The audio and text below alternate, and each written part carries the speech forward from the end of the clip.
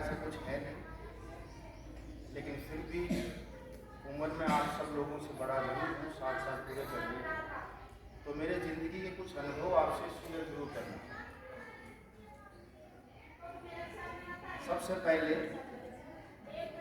आप सब लोगों का विद्यालय का इतना बढ़िया प्रांगण, आप लोगों के दमदमाते चेहरे और विद्यालय में प्रवेश करते ही पूरे आत्मविश्वास से लवरेज एक बालिका कोई कहानी सुना रही थी। अंदर आने के बाद में छोटा सा बच्चा फिर अंग्रेजी में कुछ बोल रहा था। सच कहूँ तो आप सब लोगों से मुझे ईर्ष्या होती है और मैं ईश्वर से ये कामना करता हूँ कि क्यों ना मुझे फिर छोटा बना दिया जाए आप लोगों की उम्र का, ताकि मैं पुनः एक बार इस बचपन का फिर से आनंद ले सकूं। बच्चों, निस्संदेह आप लोग बहुत भाग्यशाली हैं कि आपको आपके ग्रामीण अंचल के अंदर एक इतना सुंदर विद्यालय है। और एक बात और शायद जिसको आप लोग नहीं जानते, मैंने पहली मर्तबा मेरे जीवन में इस विद्यालय के 2 लोगों को ऐसा देखा जो 24 घंटे केवल और केवल आपके लिए चिंतित रहते हैं। वाकई शिक्षक का ये हमेशा कर्तव्य होता है और ये भरपूर तरीके से उसको निभा रहे हैं। अब आप लोगों से मैं 2 शब्द जरूर कहना चाहूँगा। भारत की आबादी लगभग 140 करोड़ है और यहाँ पर इतनी जबरदस्त कंपटीशन। आप अगर बाहर निकल के देखेंगे तो कुएं के मेंढक मत बनिए आप। कुएं के मेंढक, मुहावरा सुना है कि कुएं का मेंढक होना, क्या मतलब अभिप्राय है इसका? कुएं का मेंढक होना। अच्छा चलो बाबा, आजकल तो सारे बोरवेल होने लग गए। आप लोगों ने शायद कोई कुआं खुला देखा ही नहीं। पहले 200, 250 फीट, 300 फीट गहरे कुएं होते थे।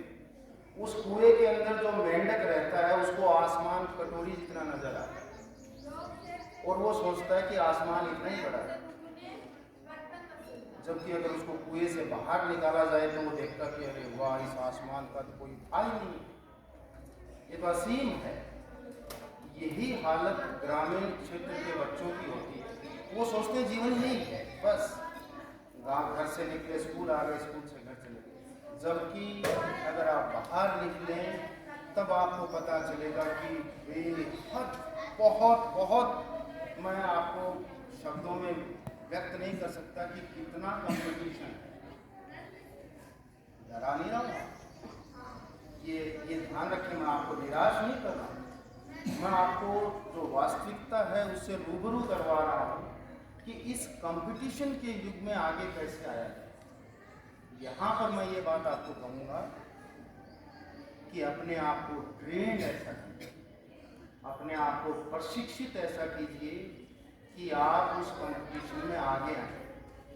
सौभाग्य से आप भारत के उस इलाके में जन्मे हैं जहाँ के लोग अपने परिश्रम और ईमानदारी के लिए जाने जाते हैं। आप लोगों में बेहद परिश्रम करने की ताकत है, उसको छोड़िए। एक और वाक्य आपने सुना होगा,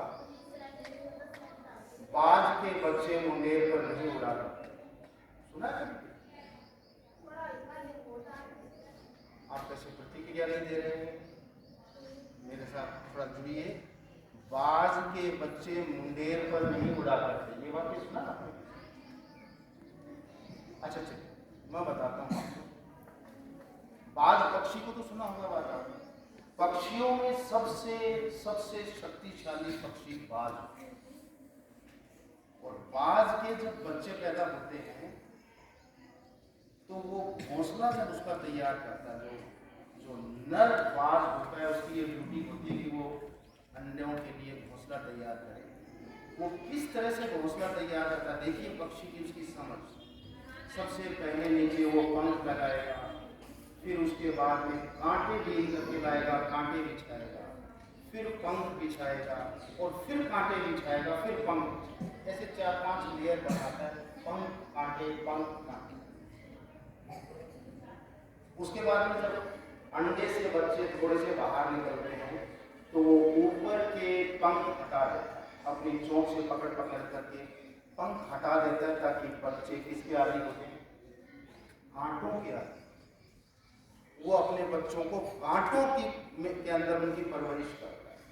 और जब बच्चे थोड़ा सा उड़ने की स्थिति में आते हैं तो जो माँ होती है, उनकी माता जो बाज होती है, वो अपने बच्चे को चील पंजों में अपने पकड़ती है और सीधा 12 किलोमीटर ऊपर ले जाती है।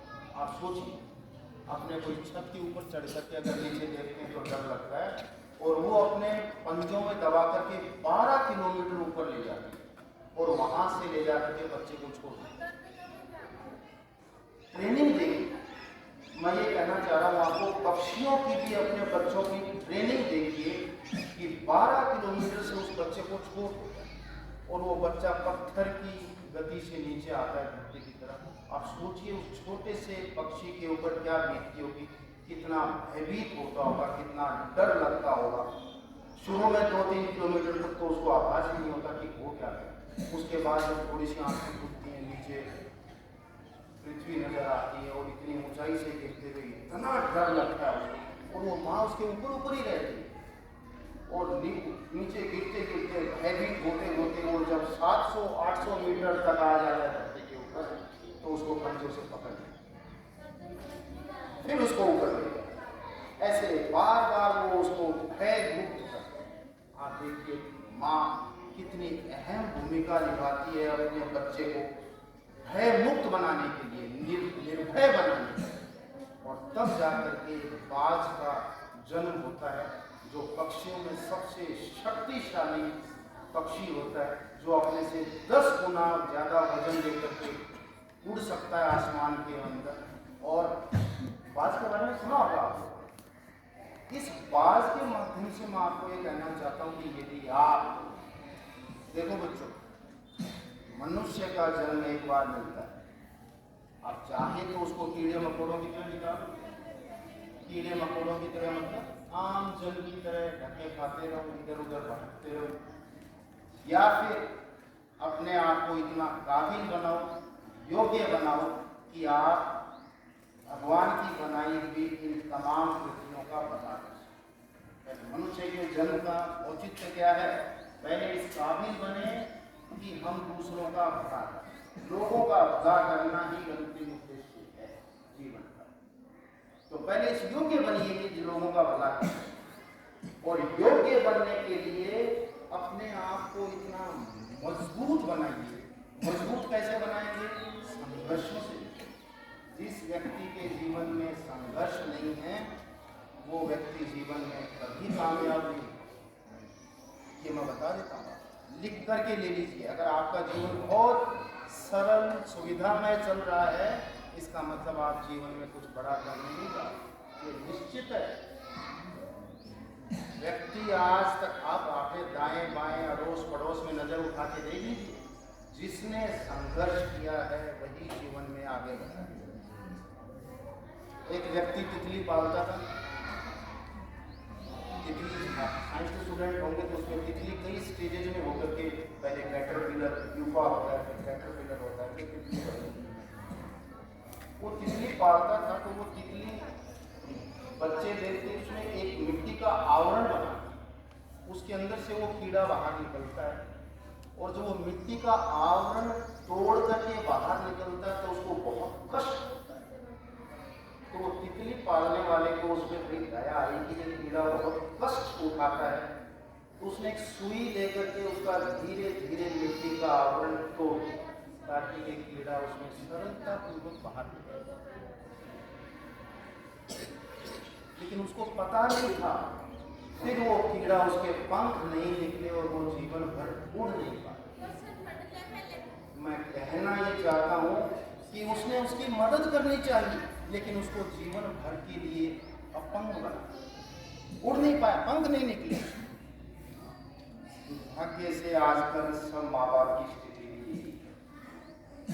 हर माँ बाप, उसमें मैं भी शामिल हूँ, पहले गरीब थे तो सब संघर्ष करते थे, अब सबके पास थोड़ा थोड़ा पैसा आ गया तो हर माँ बाप ये चाहते हैं कि मेरे बच्चे को ऐसे झाड़ पहुँच के उसको बिल्कुल इतना बढ़िया लालन पालन करूं कि इसको कहीं इतना सा भी कष्ट ना हो, और अगर कष्टों से बचा लिया तो आप कंफर्ट जोन में आ गए, और कंफर्ट जोन में आ गए तो इससे बाहर नहीं निकल, ये निश्चित है।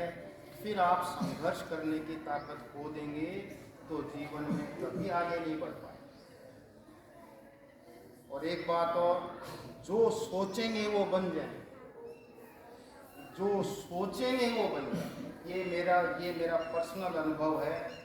अगर मैंने सोच लिया, मैंने बहुत बार, एक बुक है और सौभाग्य से आपके डायरेक्टर सर के पास है, रीड बर्ड, एक फॉरेन राइटर है, द सक्सेस।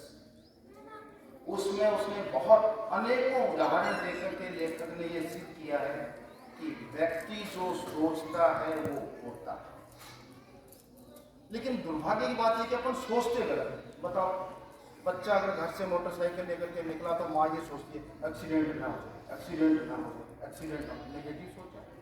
आप लोग परीक्षा में जाते हो, मैं फेल ना हो, मैं फेल ना हो जाऊँ, फेल ना हो जाऊँ, तो फेल होने की संभावना रहेगी। आप हमेशा जो सोचे अच्छा। व्यक्तित्व का निर्माण विचारों से होता है। देखो कई बातें हैं।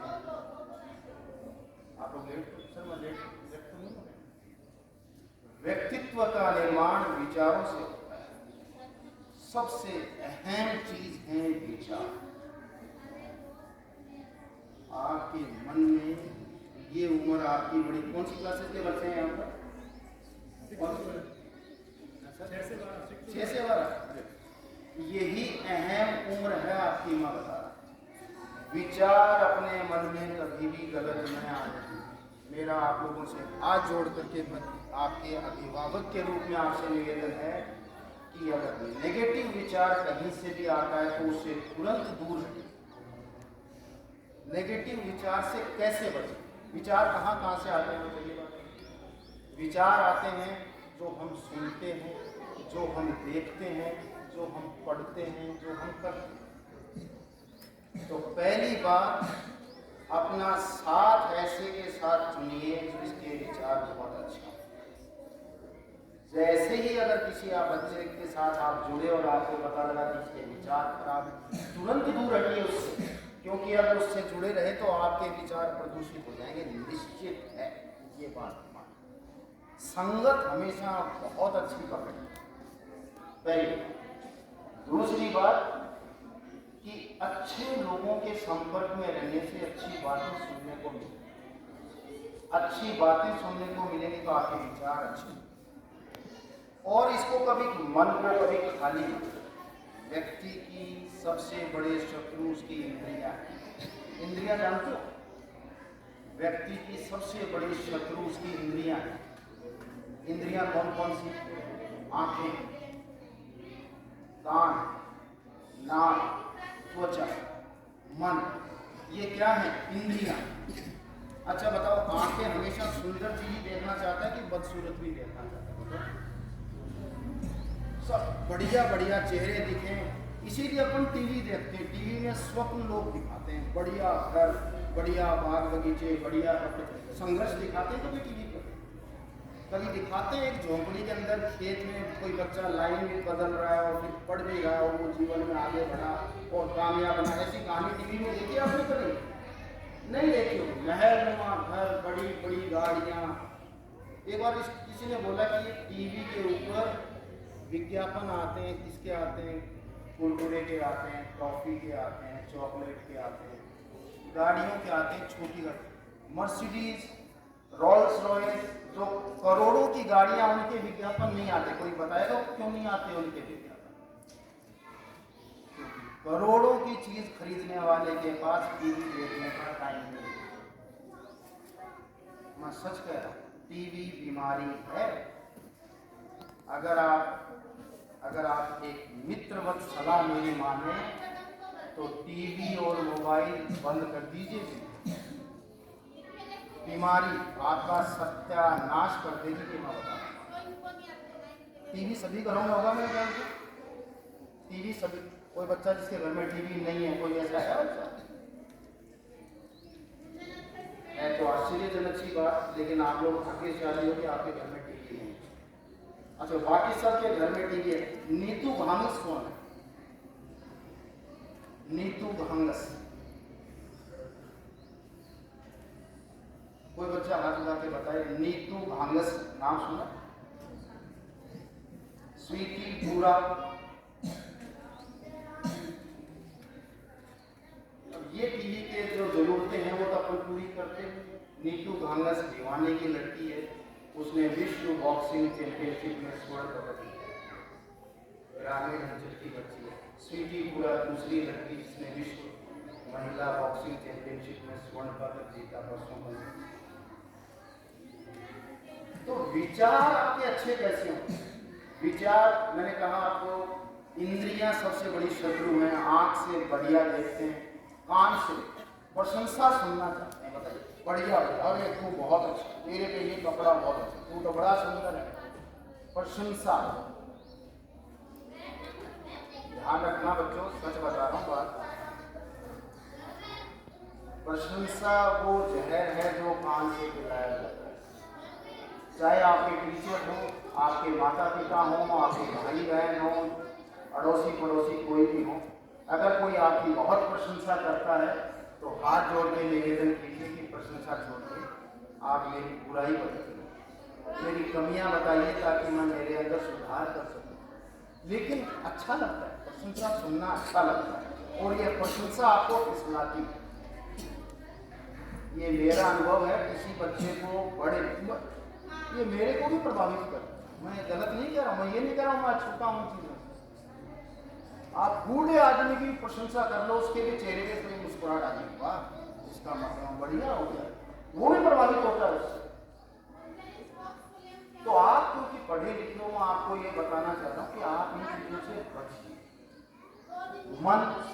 मन इतना चंचल है कि व्यक्ति को, अच्छा बताओ, मन कभी ये कहता है कि रात को उठ के पढ़ लो, सुबह जल्दी उठ जाओ, घर की शुद्ध खाना खाओ?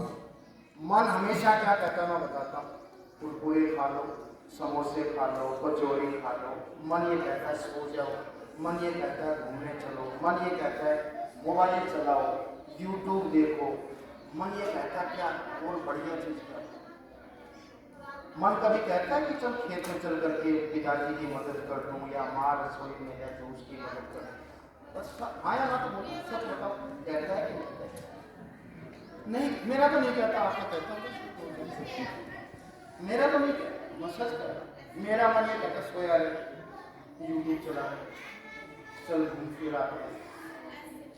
सबसे बड़ा शत्रु मन। इस मन के बच्चों एक बात बताता हूँ, मन जो कहता है वो छोड़ दो। आप एक बार जिद करना शुरू तो करो, जो तू कहेगा वो मैं करूँगा नहीं। वो बोलता है समोसे का बिल्कुल नहीं खाऊंगा, मिर्च रोटी खाऊंगा। वो कहता है सो जा, नहीं सोऊंगा, अब तो जब जगूंगा।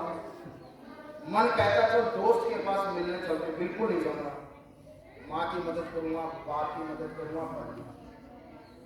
मतलब फिर 10 एक दिन ऐसा करोगे तो ये मन बोलेगा यार ये तो सयाना हो गया, अब तो इसको कहना बेकार। फिर वो आपको कहना छोड़ देगा, बुरे रास्ते पर ले जाना। इनसे बचिए। ये विचार शुद्ध रहेंगे, अच्छी पुस्तकें पढ़िए। मुझे बड़ी खुशी है, आज मैं आया किस लिए हूँ ये भी बता दूँ आपको। फंसा दिया सर ने मेरे को, मेरी बोलने की शक्ति नहीं थी। मैं किताबें लेने के लिए आया, मैंने कहा सर 5-4 किताबें लीजिए, पढ़ूंगा। कल परसों राजेश जी से बात कर रहा था, उनकी वो एक बात मुझे बड़ी अच्छी लगी। उन्होंने कहा कि स्वाध्याय का मतलब खुद का पढ़ना। पृथ्वी पर जितनी धन दौलत है उसको 2-3 बार दान कर दिया जाए, उससे भी बड़ी स्वाध्याय। अच्छी पुस्तकें पढ़ने से विचारों का निर्माण होता है, मन शुद्ध रहता है। वो किताबें लेने के लिए आया था कि सर मेरे को 5-4 किताबें दे दीजिए। ये मैंने पहला स्कूल देखा, मैं सरकारी स्कूल में रहा हूँ काफ़ी दिन तक, भंडार रहता है किताबों का, लेकिन लाइब्रेरी तो नहीं मिलती। मैं सरकारी स्कूल की बुराई नहीं कर रहा हूँ, प्राइवेट स्कूलों में होता ही नहीं है लाइब्रेरी। आप लोग भाग्यशाली हैं कि यहाँ कुछ किताबों का संग्रह है, अच्छी किताबों का संग्रह है। क्योंकि 2 लोगों से मैं विशेष रूप से मिलता रहता हूँ। गिरधारी जी बहुत रिसर्च वर्क करते रहते हैं आपके लिए, और और ये दोनों व्यक्ति लगे रहते हैं तो इन्होंने अच्छी अच्छी किताबें नहीं अच्छी किताबें पढ़ा। देखो भाई, यूँ मत सोचना कि ये एक और महाशय जी आ गए भाषण जा रहे, ये यहाँ वाले टीचर भी काफ़ी थे। कहना हमारा फर्ज है, ये मैं बता देता हूँ। बाकी जीवन आपका है, आप जिसे जैसे जीना चाहें वैसे जिए।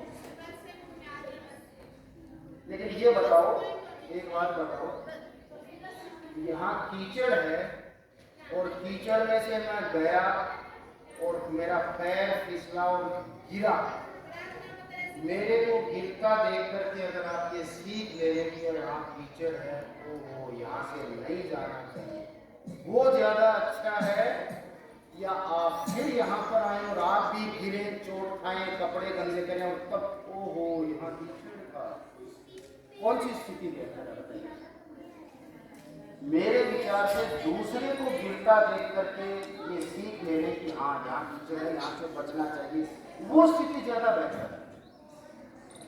तो मैं वो बात आपको बता रहा हूँ जिनसे आप अपने व्यक्तित्व में सुधार कर सकते हैं, व्यक्तित्व का निर्माण कर सकते हैं। और ये बता दी बात आपको, यही केवल उम्र है बेटा। 12वीं वालों के पास अब थोड़ा कम समय बचा है क्योंकि जाने वाले हैं। 6वीं, 7वीं, 8वीं, 9वीं, 10वीं, यही समय है जब आपके व्यक्तित्व रूपी भवन की नींव रखी जा रही है। इसलिए आप लोग इन बातों पर विशेष गौर कीजिए कि अपने व्यक्तित्व रूपी भवन को मजबूत आधार प्रदान करें। और मजबूत आधार प्रदान करने का रास्ता क्या है? विचारों का, अच्छे विचारों का निर्माण। अच्छे विचारों का निर्माण, अच्छे लोगों की संगत में रहो। घर में दादी, दादा, नानी, नाना, चाचा, ताऊ के पास हो, बताओ, और बातें बताओ, अच्छी बातें बताओ। टीचर्स की जान खाइए, अच्छी अच्छी बातें बताओ। सर मैं कैसे हूँ? टीचर से दूर मत भागिए, मैं बता रहा हूँ। टीचर आपके जीवन का निर्माण करता है, उसके साथ चिपके रहिए, अपनी समस्याएं शेयर कीजिए।